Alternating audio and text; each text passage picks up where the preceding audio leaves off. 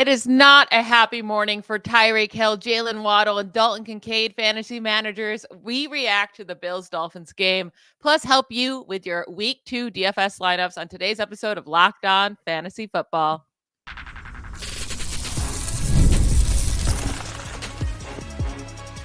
You are Locked On Fantasy, your daily NFL fantasy podcast.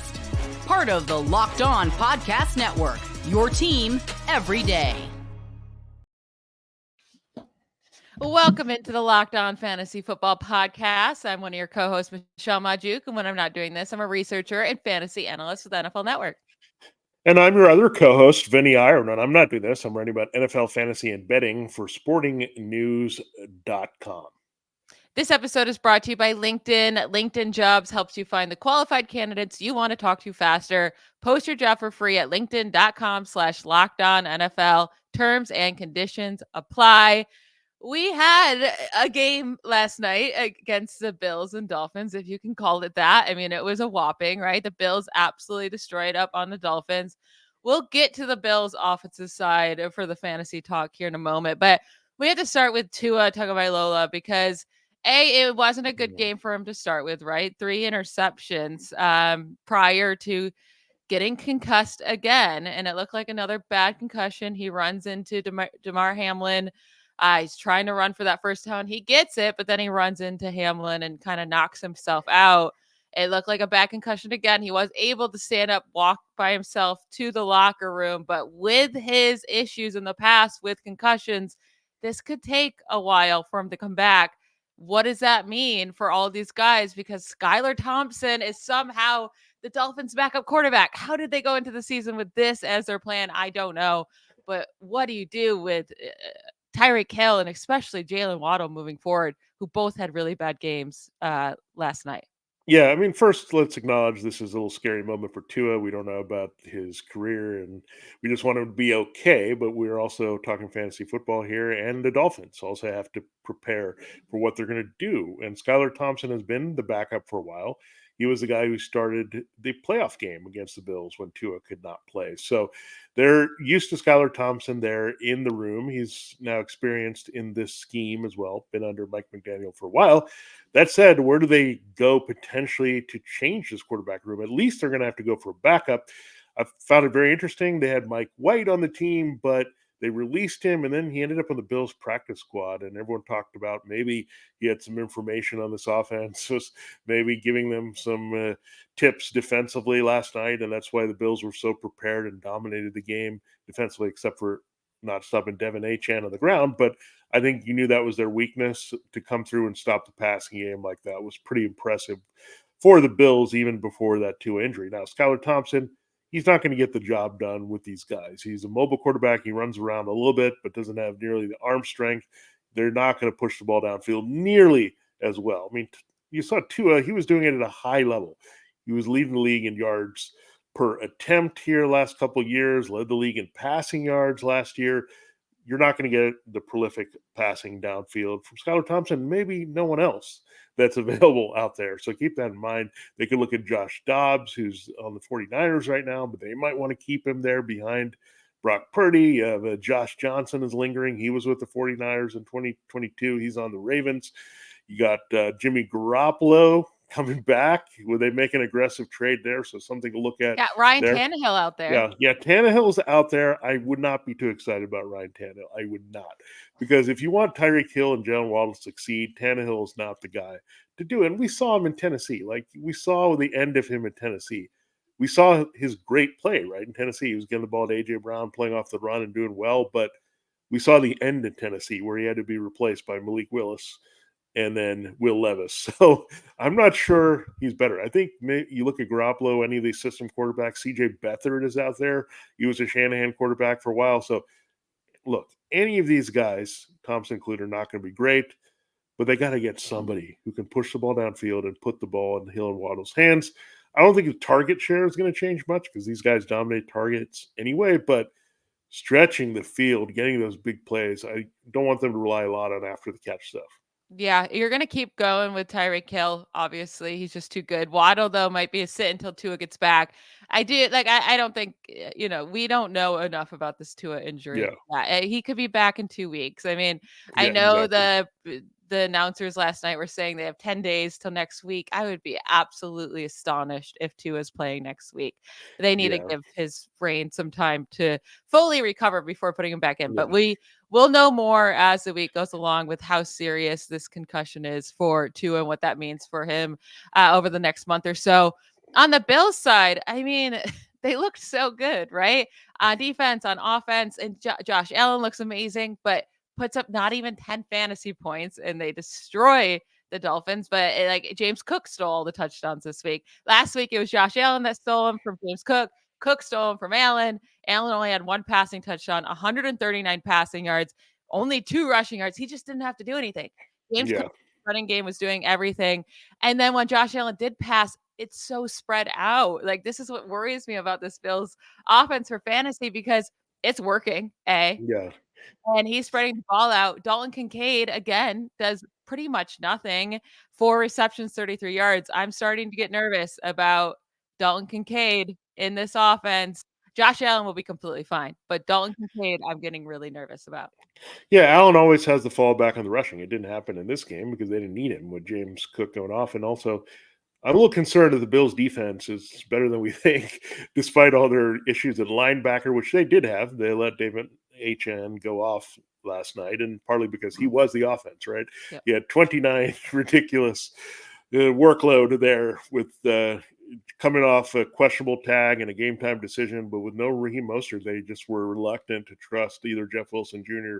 or Jalen Wright. So that's a good sign, right? If you're an HN manager, you're probably happy about that. They ran him to the Yeah. ground. If you're a Cook manager, you're even more excited that, okay, he can score touchdowns. They're going to give him the ball in key spots. This is why we like James Cook so much going in, that we thought he was going to be a focal point of the offense, not only in the running game, but also catching passes he scored. That was the only Allen touchdown we had, a pass to him. So when I look at it, yeah, this offense, it's going to be a lot of Cook. It's going to be a lot of Allen. If they play this well defensively, then it's going to be not much else, right? So we'll see. And look, Dalton Kincaid is too good of a talent, but he's got to get better volume. And there was no volume here that the Bills really needed when you run all over a team and you play this dominant defense. So the Bills will be in matchups where they're going to have to put the ball up and be in higher scoring games. And we thought this could be one of them. It was not. So just be patient a little bit on Dalton Kincaid. Khalil Shakir looks like he's valuable in the slot as a wide receiver 3 in this offense. But Keon Coleman, you can't play this rookie. I mean, I know everyone is excited about all the routes he ran in week 1, but man, it was very tough. Very good secondary, 1 target, no catches in this one. So you can't play Coleman in these tougher matchups. But Shakir, Cook, and Kincaid, what do they all have in common, Michelle? Middle of the field targets, and that's how this Joe Brady offense is going to operate. Yeah, what worries me the most, I think, about Kincaid is that the receptions he did get, they're so short. Yeah, He's not being targeted down the field at yeah, all. that's weird. And that's through 2 weeks now. I mean, he's just not seeing like they're not utilizing him as the downfield threat at all. So I am officially nervous about him in fantasy. I don't think we're going to see the ceiling that we wanted out of him, but this was a weird game, so maybe things will change next week. You brought up Devin Achane. I mean, he's amazing, Yeah, right? I just yeah, can't believe how much they did lean on him last night. But over 160 scrimmage yards, a touchdown. And no matter how much they were down, even before Tua got hurt, Mike McDaniel was just like, we're just going to run nonstop and just run out this clock, I guess. It was such a weird game plan. But if you're an HN fantasy manager or James Cook, you're happy from last night. Besides that, you're not happy whatsoever. yeah. And HN, he was doing so much with so little last year. Now he's getting a lot. And so that was the only thing we didn't know. How much was he going to touch the ball? If he's going to touch the ball at this rate and while hurt and while someone else is hurt, like this is crazy. So they might have to lean on him a lot. He Circling looked back to great. Tua. Yeah, he might have to be the focal point of the offense, not Hill or Waddle for quite a bit if they're going to win some games. They do get the Seahawks next week, so we'll see how that plays out. But definitely a lot of things to sort then including Tua's availability or lack thereof. So we'll get all that here. We'll turn our attention to our PrizePicks picks of the week and then look at our FanDuel lineups. We'll reveal who we have here after this break. We'll do that in the final two segments of the week here on Locked On Fantasy Football.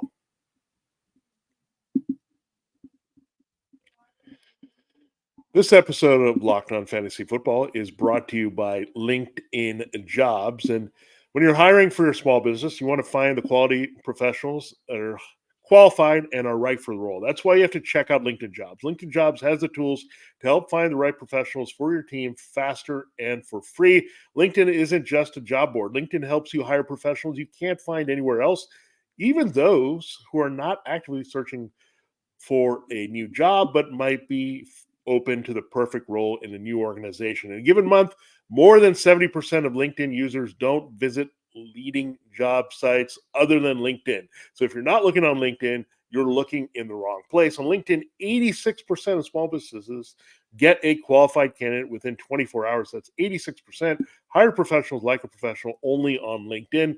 LinkedIn is constantly finding ways to make the process easier for you as well. They have even launched a feature that helps you write job descriptions, making the process even quicker. 2.5 small businesses use LinkedIn for hiring. You should be one of them. Post your job for free at linkedin.com/LockedOnNFL. That's linkedin.com/LockedOnNFL to post your job for free. Terms and conditions do apply. This episode of Locked On Fantasy Football is also brought to you by FanDuel Sportsbook. You've heard us talk a lot about FanDuel. It's America's #1 sportsbook. That's why. And you want to get in on the action? Well, we have something a little different for you to watch that action. Now through September 22nd, all FanDuel customers can bet $5 and get a free 3-week free trial thereof. NFL Sunday Ticket from YouTube and YouTube TV. Then with the YouTube TV base plan, you'll be able to watch every regular season Sunday afternoon out-of-market game. All you need is a Google account and current form of payment, and you can cancel anytime. So that's a special deal for you. If that's not enough, be sure to check out FanDuel's Profit Boost in the app and use it for FanDuel's double your winnings for all of Sunday, 9:15. That's this Sunday. Pre-game, moneyline bets, Profit Boost will be live starting Thursday. So last night they were good. So now you can use them all throughout the weekend. Visit your account page now to learn more about your boost. Visit FanDuel.com to download America's #1 sportsbook today. All right, Michelle, we are going to get into some prize picks, and you'll tell everyone how to play in a bit. And we will also reveal our FanDuel DFS lineups later in the show. So let's dive right into it. Michelle, who's your #1 choice here for our more than pick on PrizePicks this week? Yeah, I mean, he was on this list last week, and I'm going to keep him here. It's Jaylen Reed, more than 35.5 receiving yards. Last week, he was at 45.5 rushing plus receiving yards was his projection. He obviously destroyed that. He went off last week, and I know he lost Jordan Love, but I think that's okay. This line is way too low, right? This projection is way too low at 35.5. He has hit at least 50 receiving yards in each of his last 4 regular season games played, 110 plus receiving yards in each of his last 2 games played, and he had 138 receiving yards last week. The Colts defense, who's going up against, they're not good, and they also just lost starting cornerback Juju Brents. He was placed on IR as well. So yeah, I know Kenny Moore is okay in the slot, but Kenny Moore might have to play other places as well, because Brent being there, the list of cornerback options for the Colts to play this week is atrocious. Jaylen Reed is by far the Packers' most talented player. I would love to see what they put as a projection at for receiving plus rushing yards. They don't have that yet. I'm guessing because we don't know if Josh Jacobs is going to play. I would prefer that because Reed is also used as a runner, and they might lean on the run game. But I'm also completely fine with more than 35.5 receiving yards. Just way too low. Even with Malik Willis back there, Matt LaFleur is a brilliant play caller. He's going to be open. Malik Willis is going to have some easy passes this week. Yeah, that's a really good call. And look, they're going to get the ball in Reed's hands as much as possible here. They just want to throw in a short area. They'll rush him. Unfortunately, again, you don't get all that credit here. But again, watch for that combined yardage prop. Then it could also be more appealing in that sense. Now, I have my Jaden too. If you've got a Jaden, I've got a Jaden to answer you as well. The exact same spelling, by the way, which is great. But I have Jaden Daniels. Yeah, I'm going back to this well. And he was easily clearing his rushing yards last week. Well, he has an opportunity to do so this week. Now, you can look at the numbers that the Giants were putting up there or against the running quarterback. Well, it's Sam Darnold last week, so it is meaningless. Don't even look at it. We don't even know what they can do against running quarterbacks. But this guy is going to run a lot, and he's very dynamic as a runner. So until we adjust his line to realize that this guy is probably good for 60 plus rushing yards per game because of how much they use him and Cliff Kingsbury, that you're going to keep playing him in the spot or look at the more than situation here on PrizePicks because, again, he's very dynamic, can get things done. And again, the Giants won't be prepared for him. They played a pocket passer last week and Sam Darnold, so I expect him to run all over this team, and I think you'll see this offense open up a little bit as well. So I'm excited what the Commanders' offense can do in this matchup, as well as some of the things the Giants can do against this Commanders' defense. Yeah, I mean, as long, yeah, like you mentioned, as long as they keep Jaden Daniels' projection under 60 rushing yards, it's just Yeah, every week, just go with the more than for his rushing hammer. yards and Yeah, hammer it until they evaluate and put him at the correct number. My number two favorite PrizePicks pick of the week is Amari Cooper. I'm going to Amari Cooper, more than 59.5 receiving yards. Brutal game in week one against the Cowboys. Tough defense. Like, not only do they have a good secondary, their pass rush was insane. I don't expect the Jaguars to have nearly as much success pass rushing the Deshaun Watson and that offensive line this week. The Jaguars allowed 338 passing yards to Tua in week one. They allowed both Tyreek Hill, Jaylen Waddle to have over 100 receiving yards. Devin Achane had more than 75 receiving yards. The Jaguars last season also stunk as a pass defense, allowing the seventh most passing yards per game in the league. Amari Cooper still had 9 targets last week. It only turned into 2 receptions. That's not going to happen again if he sees that target share against the Jaguars. David Njoku is out. So the targets are coming Amari Cooper's way. And Cooper had at least 89 receiving yards in 4 of the 5 games played with Watson fully healthy, like the full games that Watson played last year. Like, 59.5 is just disrespectful, all because of last week's terrible game. yeah, and he's going to be overcorrected. And if you overreacted to Amari Cooper's bad game against the Cowboys, there were a lot of factors. It was a bit of a reverse revenge game for that defense. They also have very good corners, even without Deron Bland playing. The Jaguars don't nearly have that level of coverage. It doesn't matter. There's going to be volume for Cooper, and Michelle's right. He's going to keep getting the targets, and he just has to be decent on his catches to get to 60 yards. And that's all you're looking for in this game. And I think you can do that. I don't necessarily want to say I want to look for him to get a 100-yard game, but if we can get 60 to 80, we're going to be right there with Amari Cooper. We feel confident about that with his floor this week. So good call by you there. I'm going back to the ground for my second pick. I'm going with King Henry. He's playing his first home game as a Baltimore Raven. We know the Ravens crush it in the 1 p.m. Eastern time window against lesser opponents at home. The Raiders are this lesser opponent. They allowed 176 yards rushing to the Chargers last week, and that was with the former Ravens duo of J.K. Dobbins and Gus Edwards, just pounding them into submission. Here, they really struggled on the right side, trying to stop Joe Alt, the offensive tackle. So Max Crosby is going to be held in check again. You're going to see this Ravens team go nuts on the ground this week. It's going to be old school Lamar Jackson, Derrick Henry, Heisman combination going off this week. So 73.5 rushing yards, clearly more. I think Henry gets somewhere around 120 this week.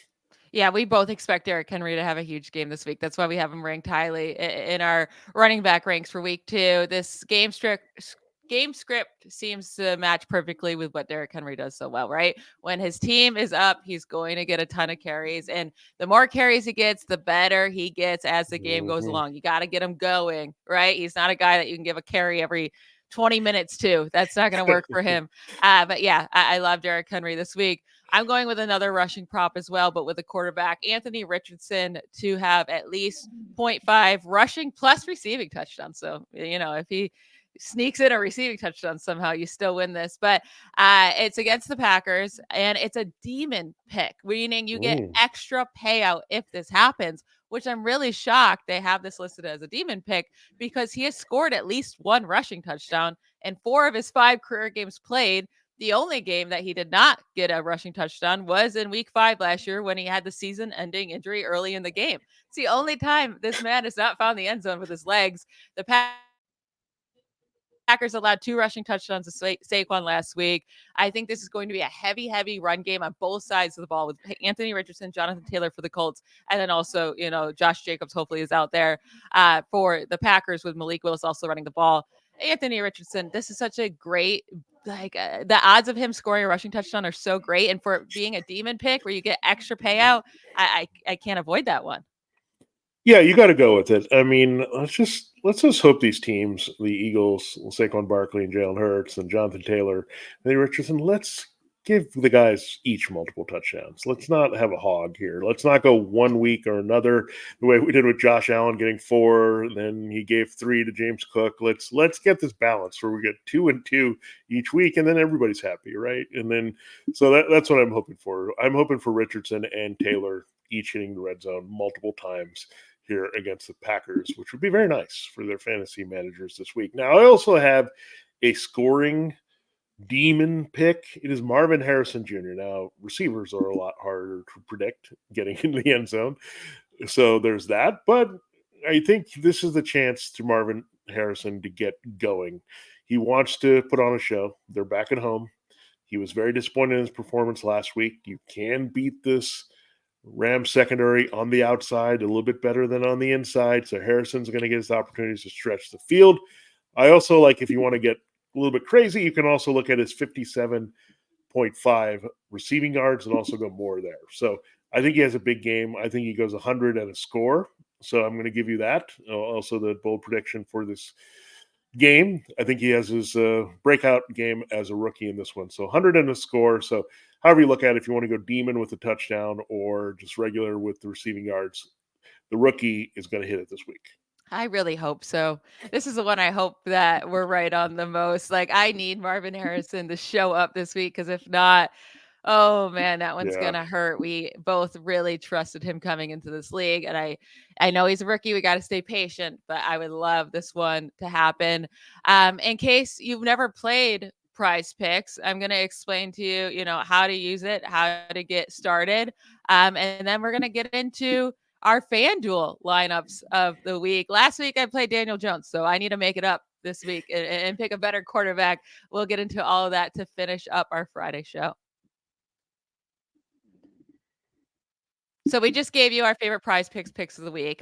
But if you've never played PrizePicks, so PrizePicks is the easiest and most exciting way to play daily fantasy sports. Unlike other apps, on PrizePicks, it's just you against the numbers. All you have to do is pick more or less on 2 to 6 player stat projections and watch the winnings roll in. Yes, Vinnie and I always give you more than, right? Because we're fantasy people and we want people to score fantasy points and put up a lot of production, but you're also able to pick the less than if you're low on any player in any week. PrizePick is also the only real money daily fantasy platform with an with an injury insurance policy, so that your lineups stay in play even if one of your players gets injured. If your player leaves in the first half and doesn't return, PrizePicks, your picks are still alive. You can win now up to 100 times your money on any PrizePicks with as little as 4 correct picks.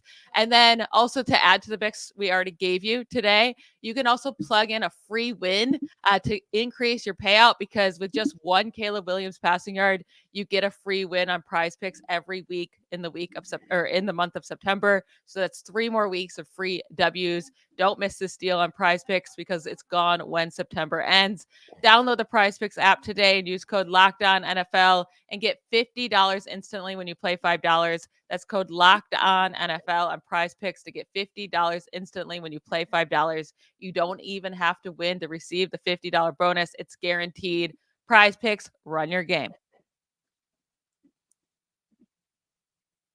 Make sure, if you're not listening to us, that you're going over and listening to the new Locked On NFL after you hear our episodes, of course. Locked On NFL is now 2 shows every day. First, the madman Tyler Rowland kicks off your morning with a double shot of NFL espresso, and then stop by the barbershop with Tony Wiggins for some real NFL talk. Add in the Locked On local experts, and you get unprecedented NFL insight, hot opinions, detailed breakdowns, all in 30 minutes. It's a new Locked On NFL, and it's twice a day. Make the madman Tyler Rowland and the barber Tony Wiggins your second listen at the new Locked On NFL on YouTube or wherever you get your podcasts. Let's get into our FanDuel lineups, Vinny. I know mine last week did not do also well. My other players, besides Daniel Jones, were actually really solid. But the issue was Daniel Jones was just so bad that he destroyed the lineup. So let's start with your quarterback. Who did you pick for week 2 in your Sunday slate of games on FanDuel? Well, I took from the Michelle playbook, and I'm going with Kyler Murray this week. I'm paying up at quarterback. I was able to do this. You'll see why later. But $8,000 against the Rams at home. Kyler has a very nice game coming back. The crowd, we talked about Harrison, so we want him to go off. And I think he will go off this week. And again, the Rams defense has enough holes where you can make a lot of plays against it, and Murray will take advantage in Arizona. I love that. And also, it makes me feel a little bit better about Kyler Murray in week 1 after seeing the Bills like absolutely Yeah. destroy up on the Dolphins secondary or the Dolphins offense this past week. I'm going with my boy Justin Fields. It looks like he's going to be starting again for the Steelers. He's cheap at $7,000. Last week, throwing for 150 passing yards, scoring 0 touchdowns. This man was the quarterback 16 on the week. 12 fantasy points. Like his floor is so safe. And against the Broncos, I think his ceiling is so much higher. The Broncos run defense stinks. I think Fields is going to run all over them with Najee Harris. Hopefully he gets into the end zone this week. So I'm going cheap again at quarterback, but I think Justin Fields has a very high ceiling this week. Who are your running backs? Yeah, good job on you getting the cheat code and in there in Fields and a bargain guy to run the ball. My guys to run the ball, along with Kyler Murray, are Gus Edwards. Yes, I'm going with Gus Edwards. He is my bargain pick that I went with this week. I think they'll be playing from ahead against the Panthers on the road. They should run the ball quite a bit.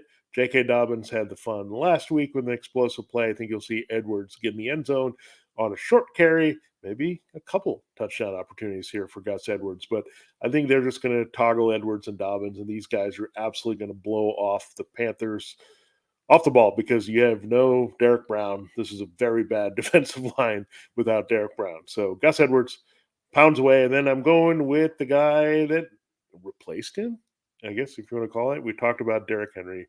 Self-explanatory here, 7,500 there. He's my other running back. Yeah, so I'm going with the other Chargers running back. I'm going with J.K. Dobbins. His price is still relatively low after a huge week in week 1, $6,800. As for all the reasons you mentioned, right? Like I expect the Chargers to beat up on the Panthers. I expect there to be a lot of running. I think Gus Edwards is a fine play, but I like J.K. Dobbins with a little bit more upside. And then I'm going with Kyren Williams, who's my running back 1 on the week. He's not running back 1 cost. He's up there at $8,000, but I still think that's a good value for him. So I'm willing to pay up for Kyren Williams this week. At my wide receivers, I'm going back to Mike Evans, who I had in here last week, and he scored a couple touchdowns. He gets the Lions. Think he has another great game against that secondary. I'm going Cooper Kupp because why not? 21 targets. No Puka Nacua. Like, who knows how many targets he's going to see again this week against the Cardinals' extremely weak secondary.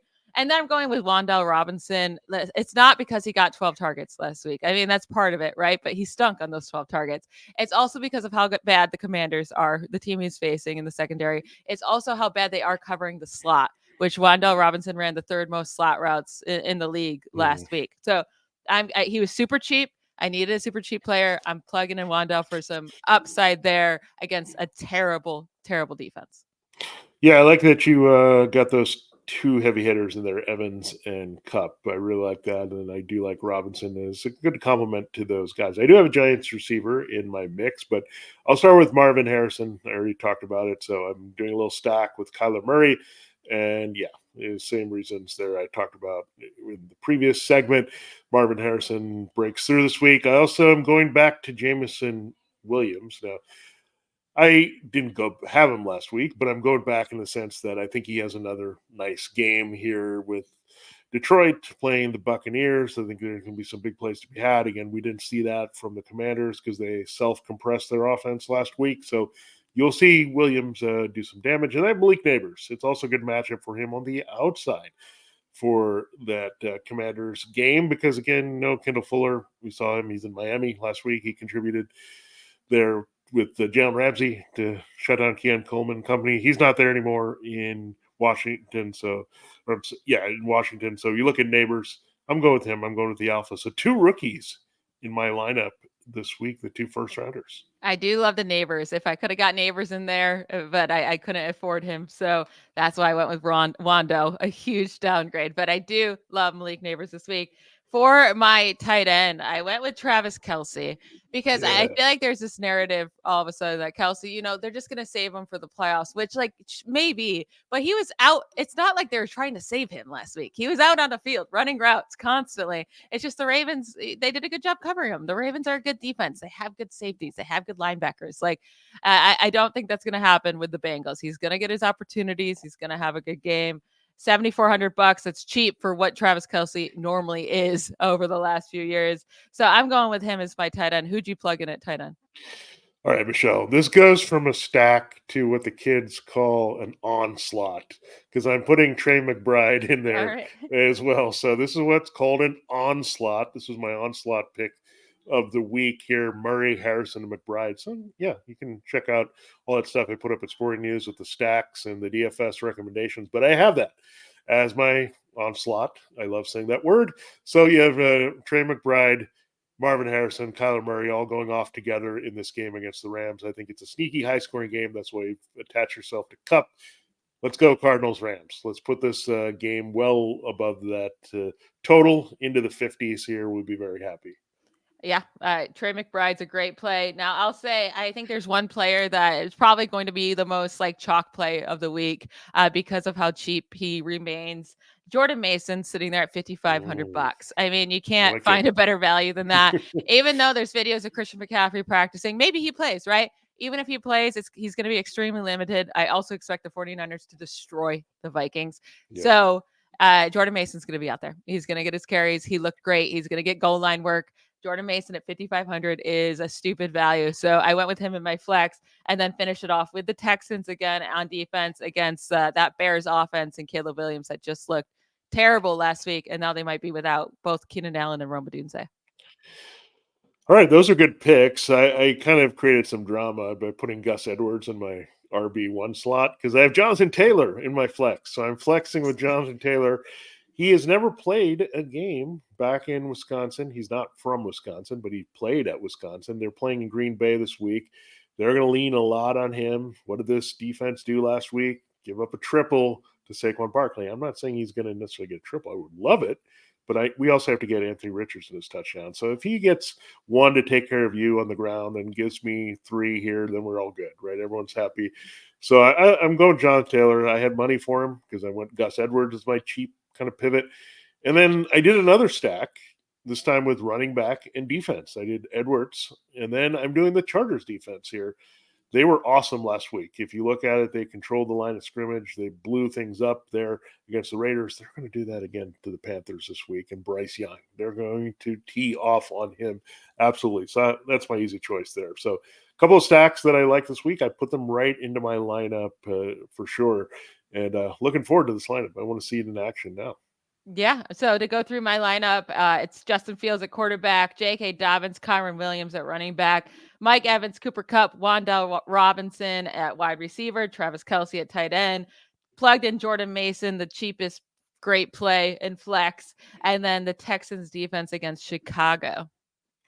Yeah, I have Kyler Murray, and let me say that word again, onslaught with Marvin Harrison Jr. and Trey McBride. And I have Gus Edwards, Derrick Henry in the backfield, Jonathan Taylor, my third back in the flex, Jameson Williams and Malik Neighbors round out my receivers, and then the Chargers defense in the stack with Edwards. So we'll see how it all plays out. But yeah, it's a lot of fun. We're getting our feet wet in DFS. You're getting the data. You're getting the matchups. You're getting a little bit better idea going forward. And I think our lineup should only get better, as should yours. Now, I think we prepped everything we could for week 2, right? Now Yeah. we just have to wait and see, watch all the games. That is it for us for this week. Everydayers, we will be back on Monday going over all of the great games, hopefully, right? Hopefully we're hoping for some more fantasy All points stock for watch week up. 2. That's what we want. Yeah. Yes, So absolutely. So everybody enjoy your weekend. We'll talk to you on Monday. Bye, y'all.